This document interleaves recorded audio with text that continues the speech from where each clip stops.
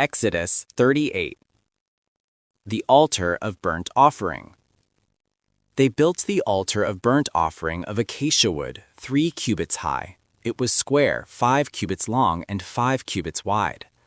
They made a horn at each of the 4 corners, so that the horns and the altar were of one piece, and they overlaid the altar with bronze.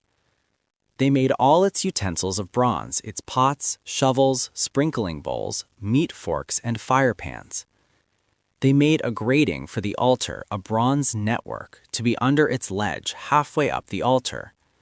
They cast bronze rings to hold the poles for the 4 corners of the bronze grating.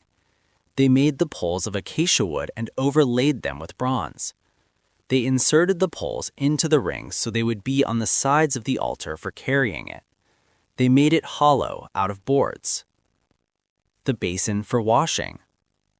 They made the bronze basin and its bronze stand from the mirrors of the women who served at the entrance to the tent of meeting. The courtyard.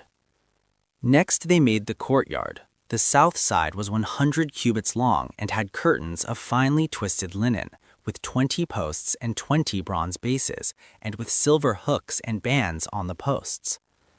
The north side was also 100 cubits long and had 20 posts and 20 bronze bases, with silver hooks and bands on the posts. The west end was 50 cubits wide and had curtains, with 10 posts and 10 bases, with silver hooks and bands on the posts. The east end, toward the sunrise, was also 50 cubits wide. Curtains 15 cubits long were on one side of the entrance, with 3 posts and 3 bases, and curtains 15 cubits long were on the other side of the entrance to the courtyard, with 3 posts and 3 bases. All the curtains around the courtyard were of finely twisted linen. The bases for the posts were bronze. The hooks and bands on the posts were silver, and their tops were overlaid with silver, so all the posts of the courtyard had silver bands.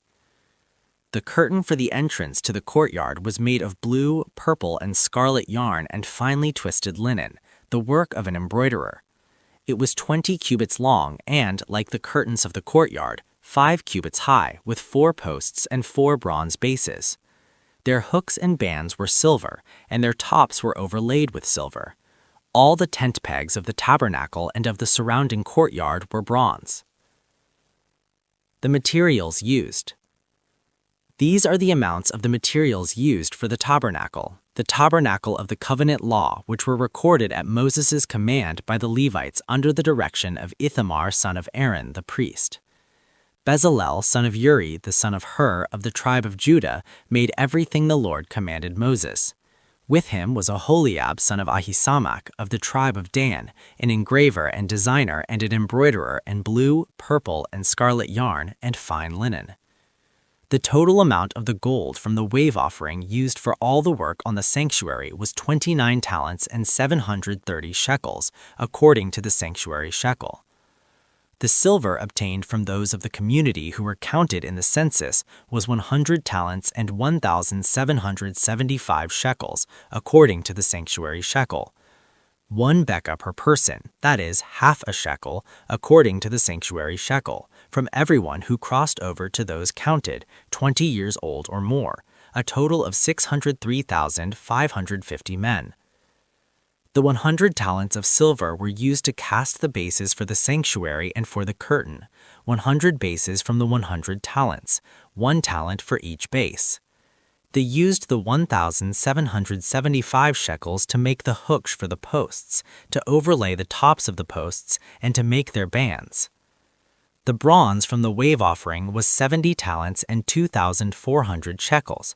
They used it to make the bases for the entrance to the tent of meeting, the bronze altar with its bronze grating and all its utensils, the bases for the surrounding courtyard and those for its entrance, and all the tent pegs for the tabernacle and those for the surrounding courtyard.